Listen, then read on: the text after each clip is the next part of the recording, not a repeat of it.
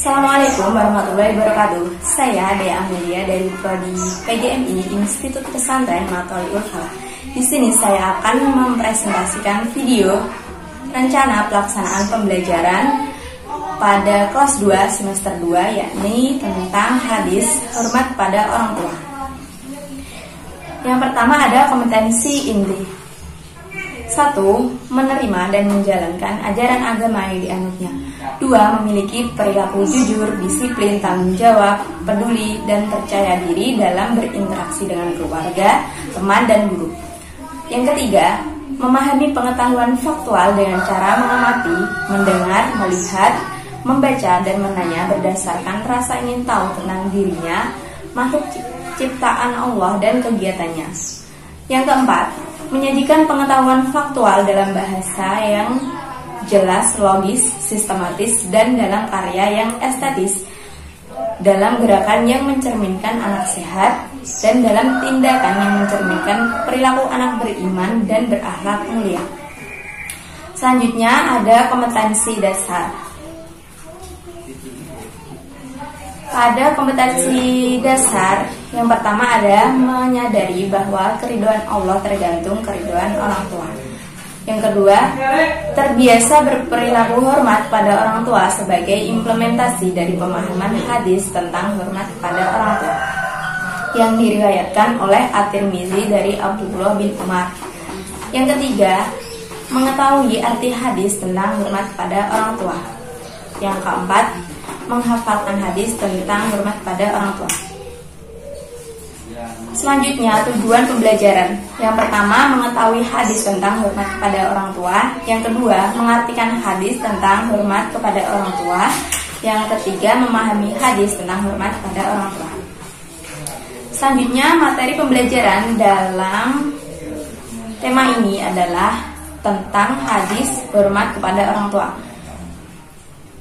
yang berbunyi ridhallahi fi ridhal walidain wa suhtullahi fi suhtil walidain. Artinya dari Abdullah bin Umar, beliau bersabda keridhaan Allah itu terletak pada keridhaan orang tua, dan kemurkaan Allah itu terletak pada murkanya kedua orang tua. Selanjutnya ada metode dan strategi pembelajaran. Yang pertama ada tanya jawab, yang kedua drill, yang ketiga diskusi tentang kasus di atas dengan cara berkelompok, yang terakhir penugasan. Selanjutnya media, alat, dan sumber pembelajaran. Yang pertama medianya ada gambar, video, lalu lafal hadis tentang hormat pada orang tua. Alatnya adalah LCD dan laptop. Sumber belajar bisa buku siswa, buku guru, dan buku penunjang. Langkah-langkah dalam kegiatan pembelajaran. Yang pertama ada pendahuluan. Guru memulai kegiatan pembelajaran dengan mengucapkan salam dan mengajak peserta didik berdoa bersama. Selanjutnya, guru menyapa, memeriksa kehadiran peserta didik serta kerapiannya. Selanjutnya, guru menyampaikan tujuan pembelajaran dan memberikan motivasi kepada peserta didik. Selanjutnya, guru menyampaikan slide atau video tentang suatu kasus yang berhubungan tentang hadis hormat kepada orang tua. Selanjutnya, kegiatan inti. Pada kegiatan inti, peserta didik mengamati slide video tentang suatu kasus yang berhubungan dengan hadis hormat kepada orang tua. Selanjutnya, peserta didik menyimak teks dari hadis hormat kepada orang tua. Selanjutnya, peserta didik dapat menanya hal-hal yang terkait dengan slide atau video tentang suatu kasus yang ditampilkan dalam video hadis hormat kepada orang tua. Selanjutnya, peserta didik mencari atau menemukan pengertian dari hadis hormat pada orang tua.